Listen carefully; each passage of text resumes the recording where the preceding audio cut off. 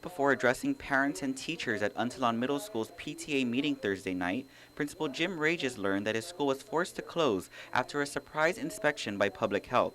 Although he is still unsure of how it will all play out from when they would move to Tizen to if and when the school will be repaired or reopened, he reiterated to parents last night that all decisions being made are as a result of safety concerns, as he has been operating under a sense of urgency. And I've shared with them that, yes, I understand as a principal that there's going to be disruption in the learning process.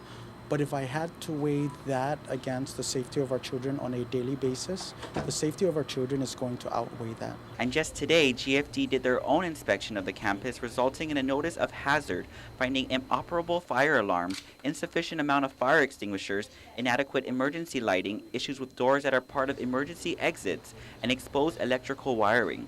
GFD spokesperson Lieutenant Ed Artero says if Public Health hadn't shut down the school, today's inspection would have.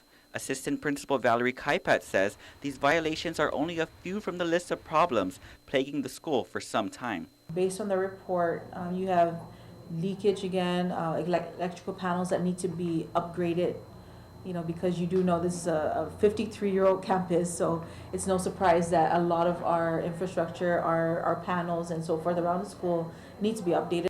Just yesterday, the Guam Education Board approved moving Untalan to the Tizen facility pending a memorandum of agreement between the governor's office and the board inclusive of collateral equipment. Although a date hasn't been chosen by the board, UMS had planned on moving on next week Saturday. DOE Interim Superintendent Taling Taitino says the closure accelerates that move. I've spoken to the board and suggested that it doesn't make economic sense for us to spend the $50,000 that our maintenance office has estimated to get Untalan back open, and instead, refocus those efforts on the move. Taitino adds all the schools are dealing with challenges, and DOE has upward of $140 million in deferred maintenance that is accumulated over the years. However, there are $50 million in ARA trust funding that are trying to spread to all school districts.